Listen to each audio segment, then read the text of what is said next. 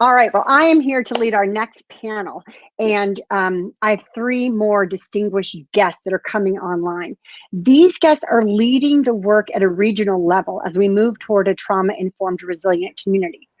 During this panel, hello everybody, we will emphasize the work being done at the regional multi-county level with a focus on our interdependence and the power of a collective impact model. So I'm happy to be here today with these distinguished panelists who I'm going to introduce now. Dr. Jeff Goltz, a colleague of mine at Valencia College, Executive Dean, School of Public Safety at Valencia College, is representing the CRC network today, a group of over 262 professionals and 132 organizations working together toward the mission of creating a community of prevention, hope, healing, and resilience. I'm happy to introduce Sandi Vidal, Vice President of Community Strategies and Initiatives, Central Florida Foundation. She will discuss Thrive, which is a framework to localize and implement the Sustainable Development Goals, the SDGs, through 5 impact funds. Thrive acts as a strategic map for the greater Orlando community and seeks to answer 3 questions. What does the data tell us? Is the community moving in the right direction? And who is accountable for the results? And finally, Venise White, Community Programs Manager, Office of Health Promotion and Education from the Florida Department of Health in Seminole County. She's here to represent the East Central Florida Regional Resilience Collaborative and their work to build a roadmap for resilience in an interdependent system that addresses the pillars of people, places, and prosperity. Specifically, the collaborative aims to increase equitable resilience by reducing risks, vulnerabilities, and the carbon footprint in our region. So please find the biographies of these distinguished panelists in the conference program. And now let's begin. So I would like to ask each of you to provide an overview of the work you are engaged in to advance a trauma-informed, resilient region. And I'll be sharing out your visual slides here today, and I'm going to ask Dr. Goltz to go first. Thank you, Rachel. Thank you for allowing me to be on the panel or selecting me to be on the panel. Real quick, I'm all in. The School of Public Safety is all in. We joined the CRC network. I'm the public safety lead to represent the public safety community and at Valencia College and our region from my position as the executive dean here at the School of Public Safety. Our mission here is to train and educate our public safety workforce. We are all in this movement with solutions and compassion. That's how we look at it. In Orange and Osceola counties, the School of Public Safety collaborates with over 3,700 law enforcement officers from 20 agencies, 1,900 corrections officers from 3 agencies, 2,900 firefighters from 12 agencies, and about 650 911 telecommunicators. We can't forget them. They're the ones that dispatch us to the calls in 15 centers. Our philosophy and goals are simple as we work closely with CRC. Offer ACEs information and education for a deeper understanding of the factors that impact the human condition and behavior of those we deal with. And I wanted to add this. ACEs to me is a gold nugget I never knew occurred until 2 years ago.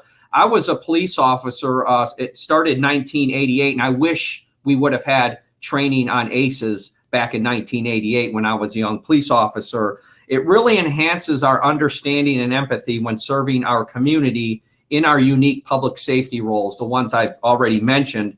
And the School of Public Safety will collaborate in our regional efforts with the CRC to become trauma-informed industry and really a resilient community. We can play a big role in that. So 2 years ago, we launched this philosophy and have actively collaborated with the CRC. We've offered training to our public safety stakeholders. We've done the resiliency documentary, the screening here at the School of Public Safety. We've established ambassadors and trainers to move this work forward. We've implemented recommendations from a recent task force. You heard the mayor speak about a task force in Orange County. We had a very large task force here at the School of Public Safety recently after the events in Minneapolis and all the civil unrest that occurred in the nation after that. We looked at all our training and education. We have 10 recommendations now we're moving forward with at the School of Public Safety. And some of those recommendations are very important. They're the NEAR concepts, the neuroscience, epigenetics, ACEs, and resiliency. And I serve on this conference planning team every year, and I'm very proud to do that and help the School of Public Safety in this effort. And we've also established a core group of regional public safety professionals that are helping us lead the efforts in the region. And Rachel, can you pop up that graphic real quick? Yes, I'll do that now. This is a real simple graphic I like to share to public safety that really puts ACEs in perspective for us. It's pretty simple. Way on the left end of the graphic is childhood experiences. Now, we do know it leads to disrupted neurodevelopmental development, which leads to social, emotional, cognitive, and impairment. And at the other end is what public safety, first responders, and corrections deal with: anger, violence, acting out, disrespect, criminality, victimization, substance abuse, and addiction. We're called to all of these issues as first responders, and they deal with these issues in the correctional facilities after somebody's arrested and incarcerated. So thank you for that, Rachel.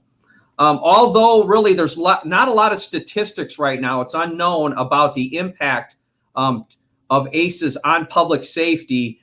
In many ways, we know at that one end, that one end of the graphic there, we're dealing with all of the issues that lead to criminality.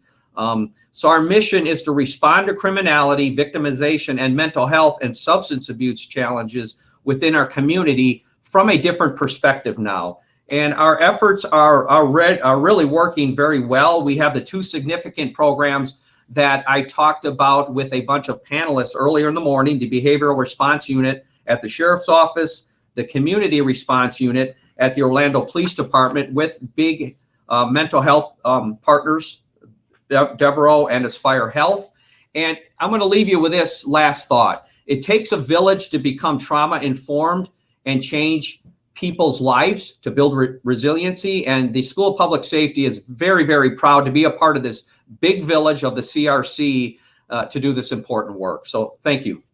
Jeff, honestly, we could not have a better partner, a greater partner than you in this work. And the influence that the School of Public Safety at Valencia College has on our local law enforcement agencies, the cooperation, collaboration, having former Sheriff Demings here, current Sheriff John Mina with us this morning, and Sheriff Lima from Seminole County. I mean, we are all working together. So I have so much faith and trust in this work, and I really do appreciate your leadership and you bringing in your professors, your leaders. You're already identifying key teachers that are going to help train our currently, working officers in the field, but also our young officers coming on board. So thank you. Thank you, Dr. Goltz. Appreciate you. Yeah. So next, I'm going to pass it to Sandi Vidal from the Central Florida Foundation.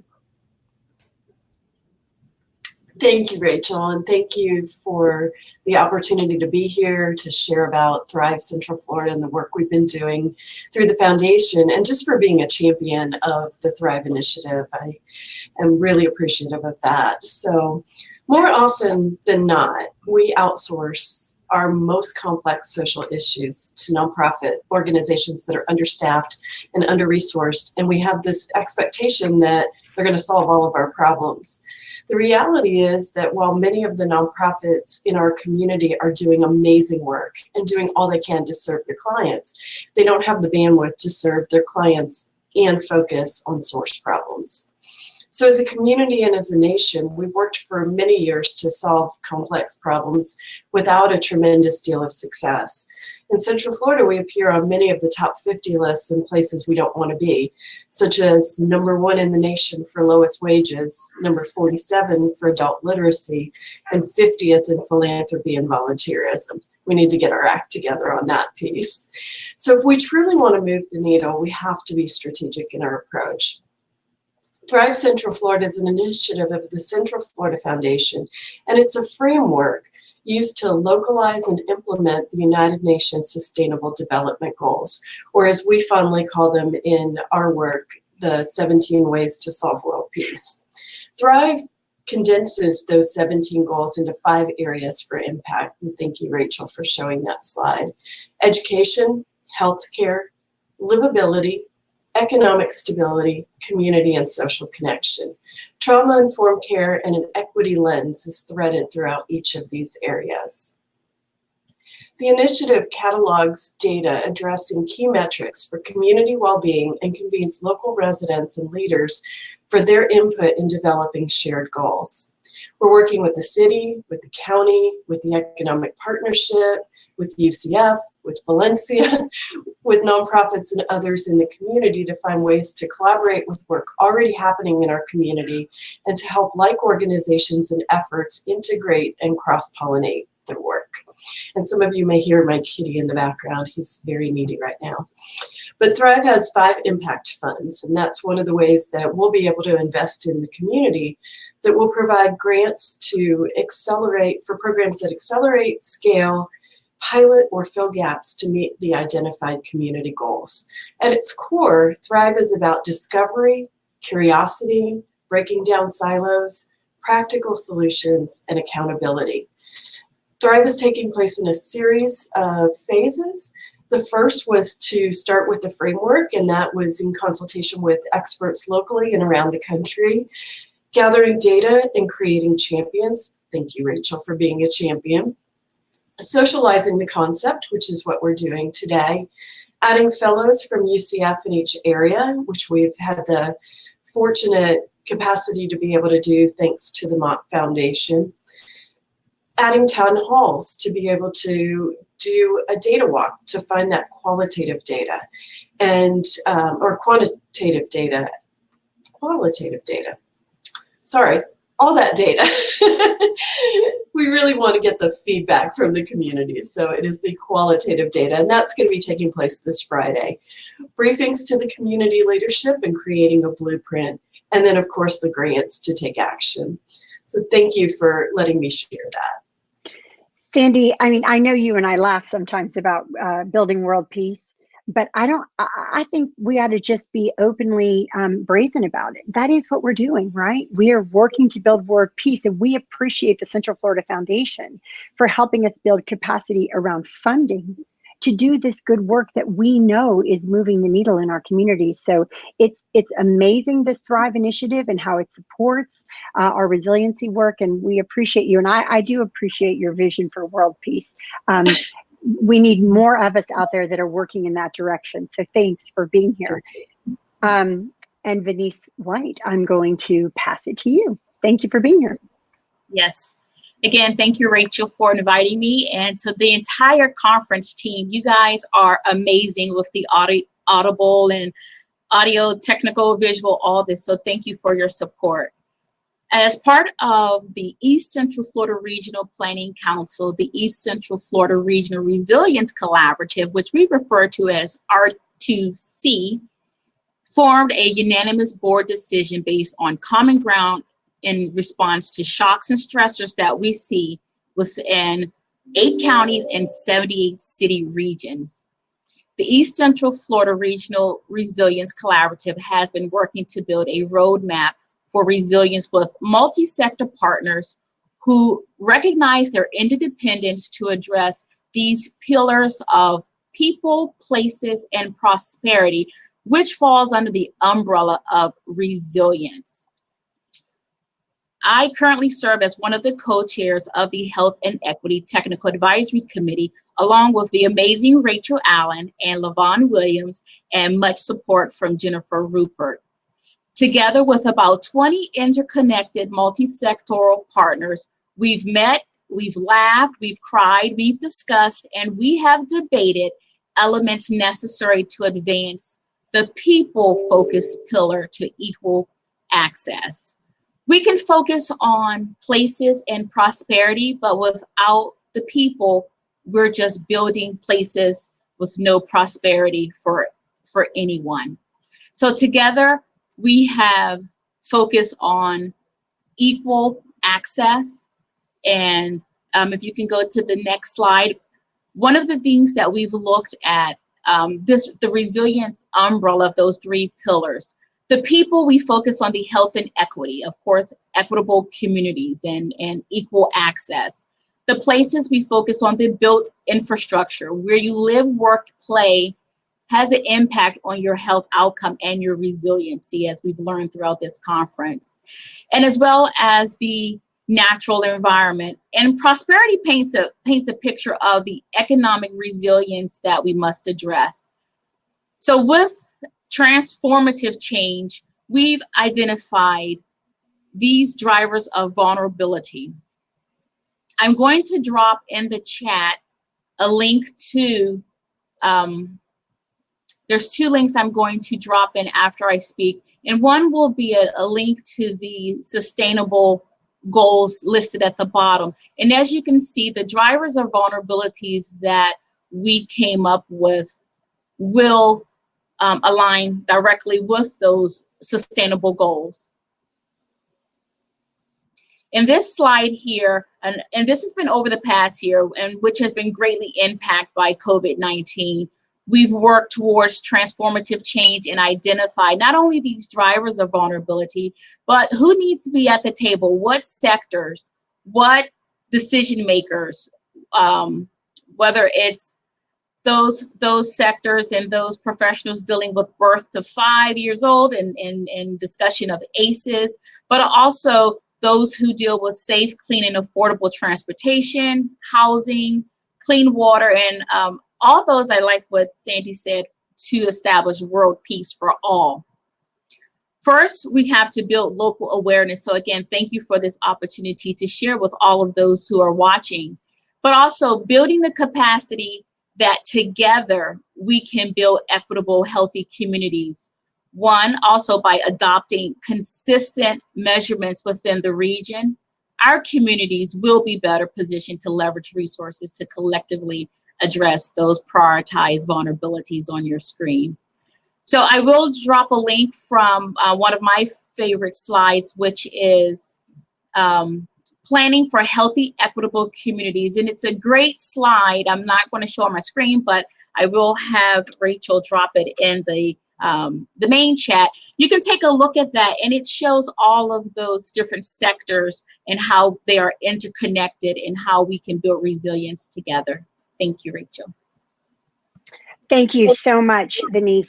And so the work that's happening with this East Central Florida Regional Resilience Collaborative is remarkable. And I think what's unique, it's under the leadership of Jennifer Rupert, and Venise and Lavon and I are the co-chairs of Equity and Health, is this intentional focus on people.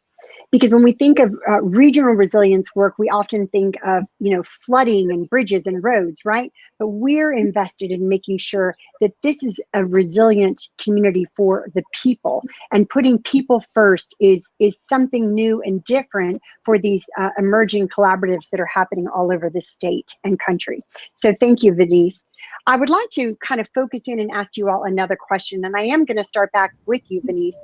How is the East Central Florida Regional Resilience Collaborative advancing resilience as it relates to equity and health? And why is this significant for us?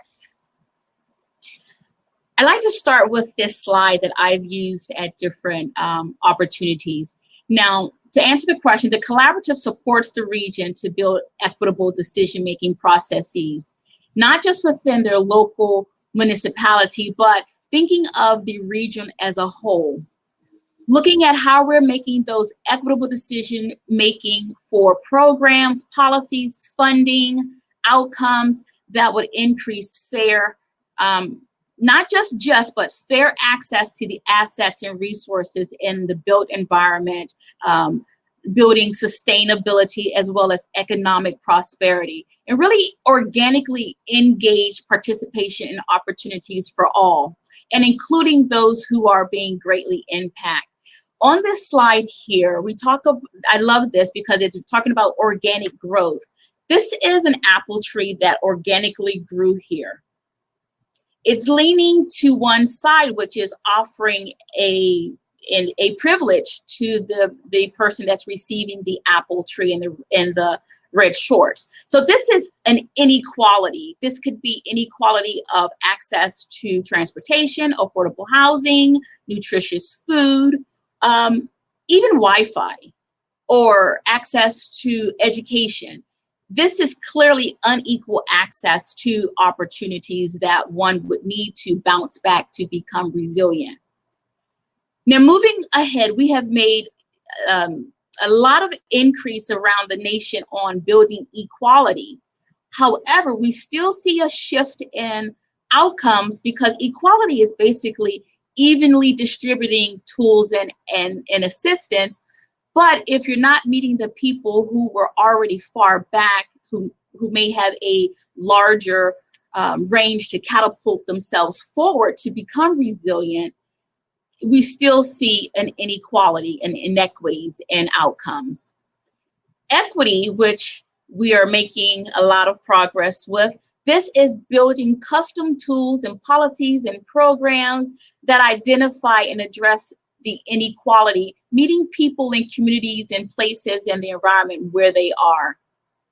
And this is demonstrated by providing a larger ladder for the person who need additional assistance to access the apples on this apple tree here that is still leaning, providing a privilege to the other individual who had the equal ladder. Now, creating a healthy, equitable, resilient community for all, this is where the justice comes in. And we had a fabulous panel before with law enforcement, as well as those in mental health and some from education, all of the fabulous presenters before me. We talked about this word justice for all. How do we fix the system? How do we address the adverse childhood experiences and making the better outcome for everyone? Fixing the system. This is offering equal access to both tools and opportunities and those programs that we talked about within mental health and early education. But this is fixing the system as depicted here by, let's build a bridge to straighten the system here, which is the apple tree. That way we can provide equal opportunities, but at a fair and unjust playing field.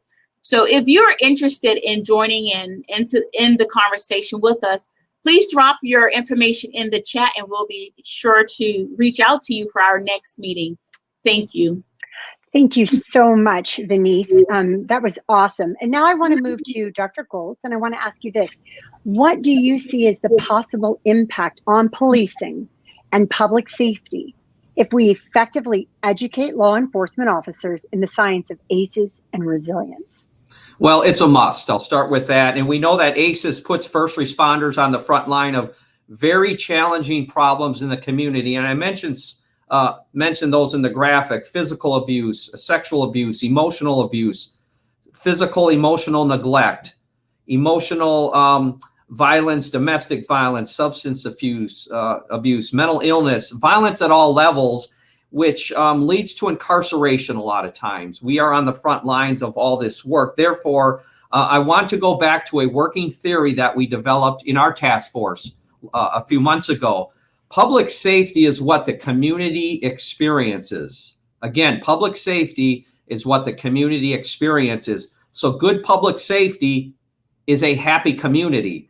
Therefore, we must train our first responders and corrections officers to understand the basics of ACEs and resiliency. A highly educated and trained public safety workforce will greatly improve our response and interaction during our service, especially when coming in contact with those suffering from ACEs. We know more about it. We're going to come in contact differently with those individuals. We'll be able to diffuse, de-escalate, communicate with sensitivity, help individuals manage their emotions, and at the end with empathy. That's really the key here, with empathy. So ultimately, to build resiliency and assist one with their ability to return to being healthy and hopeful and trusting our first responders, law enforcement, our firefighters, our corrections officers.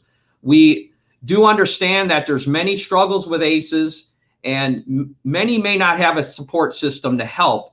We're on the front line of it. We can start that process. Resiliency certainly can beat ACEs, and public safety can play a big role in the lives of many if we serve with a trauma-informed and empathetic response, both in our community and within our juvenile and adult correctional facilities as well. Thank you. Fantastic. Thank you, Dr. Goltz. I look forward to partnering with you on this work. And finally, to Sandi, how do you see this work of the Central Florida Foundation, the CRC Network, and the East Central Florida Resilience Regional Collaborative setting up Central Florida to thrive? Thank you, Rachel. So one of my quotes that I operate on dry erase boards. I have them everywhere. You can kind of see one in the background. But one of the quotes I've had on my dry erase board is that we don't lack ideas, we lack coordination. And that's from Dan Pallotta, who many know about the myth of the 10% overhead. And then he's also written a book called The Flat Org Chart. And what I really love about the work that we're doing in Central Florida is the idea that we do want to work together, that we are working on coordination. And in order to be truly effective in solving these complex social issues, we have to work together. And so, as I mentioned earlier, breaking down silos is important. And it's an important step not only for collaboration, but also to integrate our efforts. And what I really do love about the CRC network, the East Coast Regional Resilience Council, and others, is looking for solutions while raising up the people and entities who are doing the work. It's not about the CRC taking credit and doing the work. It's not about the East Regional Planning Council taking credit and doing the work. It's about all of us coming together, looking at solutions, finding strategies, cross-pollinating our knowledge, and working together. And what I've found is that there's not a lot of ego and agenda in this group.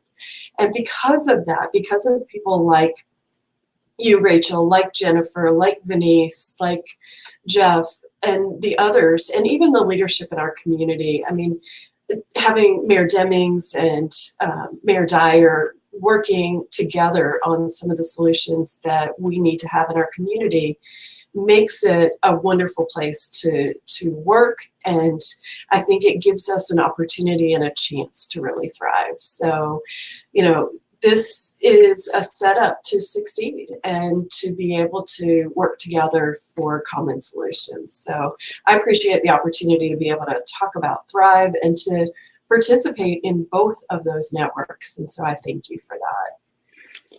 Thank you, Sandi. So well put. And thank you to this esteemed panel. Each one of you is helping move the needle, and we are working together. And I am grateful to you. And it's amazing what has emerged over this last year and the progress that we are making together. It really is incredible to see it all come together like this today. So thank you to the three of you. And I will say goodbye to you as I introduce our next guest.